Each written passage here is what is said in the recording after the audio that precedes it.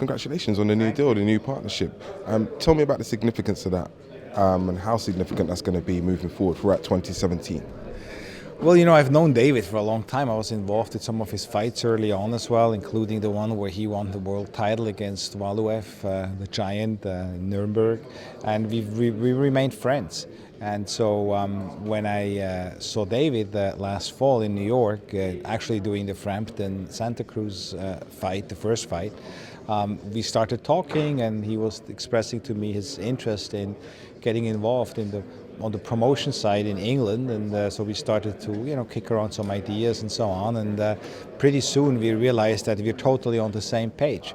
I mean, David is one of the most charismatic and smartest guys out there, thinking outside the box. I mean, if you look at the way he has promoted himself and his career, there's really no other fighter, maybe one other which comes to mind, and that's Floyd Money Mayweather. And so he really gets it, and I like to work with people like that, just like I've done with Floyd. And so one thing led to the other, and it was very quickly how we formed that 50-50 partnership with Ringstar and Hayemaker. And I'm excited because I was always waiting for an opportunity to enter the UK market. I was always attracted to the UK market. I always said, and I firmly believe, that the UK fight fans are the best fight fans in the world. They're very passionate about the sport, very passionate about their athletes. And I was always, even back in my Goldenboy days, I was always thinking about ways to really enter the UK market, and never really figured out how to until David and me started talking and developing the ideas of Hayemaker Ringstar. And so I'm very excited. I'm excited for the sport. I'm excited for the fans here in the UK. I'm excited for myself, of course, but what I'm really most excited about is for the fighters, because this really sort of like, when we had Goldenboy, it shifted the paradigm a bit from the fighters working for the promoter to the other way around, where the promoter works for the fighters. I'm known to be a very much pro-fighter promoter, empowering the fighters. Like here, I mean, David is thinking about his life after being an active boxer, and so I'm happy to help him establish a boxing promotion company, just like I was helping Floyd with Mayweather Promotions and Oscar, obviously, with Goldenboy. So I'm very much pro-fighter, and I look forward to signing some of the young emerging talent here in the UK and show them what we can do to really build them up as global stars. But just like I was with Goldenboy, I'm going to be open for business as well. We are going to be open for business as well for any other big name free agents, should they be free agents, to really make them the most money they can.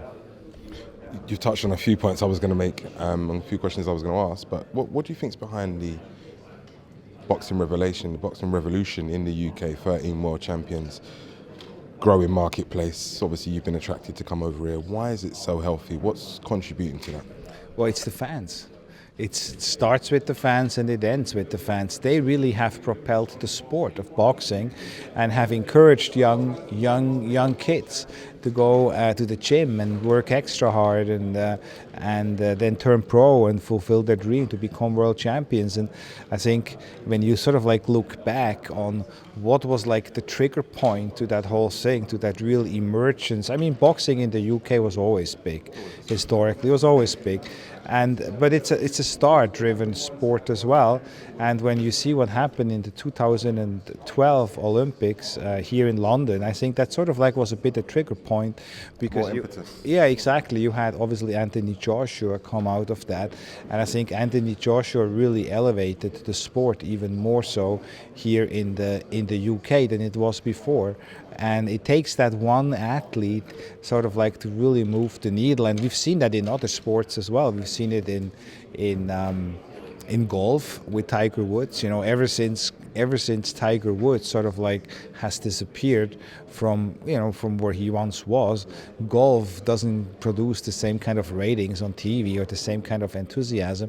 We've seen it with basketball in the United States, where you had Michael Jordan, and I'm sure here with UK football, when you have these big names, they really can change the fabric of a football club and of the fan fan base and of everything. I think we've seen that here, that Anthony Joshua factor, and so that I think that's one of the reasons why the UK is so big now, and that's why I'm so excited as well about my recent signing this week of Tony Yoka, the super heavyweight gold medalist in France from the Olympics in Rio, and he I think is the kind of guy who can really elevate boxing in France again to where it used to be, because France is another example with the rich and deep history of boxing, and it takes that one guy to really spark that flame, and I think with Tony Yoka we will have that in France.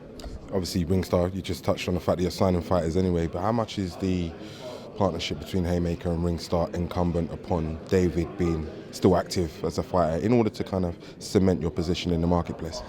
Well, I think it definitely opens doors. Just like, back in the day when we started Goldenboy, Oscar was still an active fighter, and it obviously helped to open doors, and with TV networks, with other fighters, and so on. But it's not really about that, because the fact is, David is a charismatic guy. He is a very accomplished fighter already. He is an undisputed cruiserweight champion, a former heavyweight champion. I mean, he really has already a very deep resume as it relates to boxing. So it's not really depending on David as an active fighter. I mean, it certainly helps, but it doesn't really. It's not really built on that. You couldn't really tell us who you've been negotiating with. Could you share some of the people you've been negotiating with in terms of broadcasters? It's coming down to 3 networks. We're going to have another meeting today, David and me and his team, and then we're going to be sitting down tonight and decide on who we want to go with. So I like as well the way David is sort of like thinking outside of the box when it comes to networks.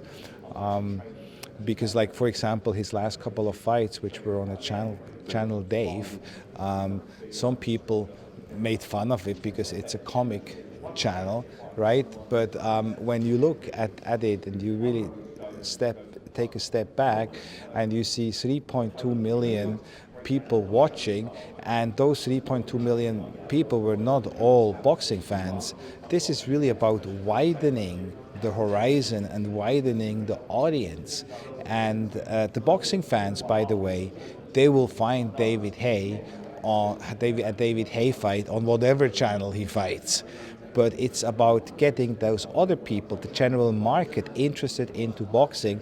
And what David Haye has done by fighting on that channel, Dave, he brought people which never seen boxing before, probably, to the sport. And they must have been intrigued by it, because otherwise they would have turned off the channel and you wouldn't have had 3.2 million people watching. So it's about building and expanding the sport, and that is what I like about David, that he thinks outside of the box. So, I think it's important to be on the terrestrial channel so that you have the widest possible distribution and that you can really build up those young fighters in front of the biggest possible audience. And the biggest possible audience, I am not just talking about boxing fans, I'm talking about general market. Last question then. David versus Tony Bellew. Who wins what round, in a word? I think David is. I really believe, including the other heavyweights, there is nobody there who can beat David Haye, and that includes Tony Bellew. But I really believe that David Haye has an opportunity within the next 12 to 18 months, if given the opportunity, to become the undisputed heavyweight champion of the world. I really, really believe that. Thanks for your time, Richard. Thank you.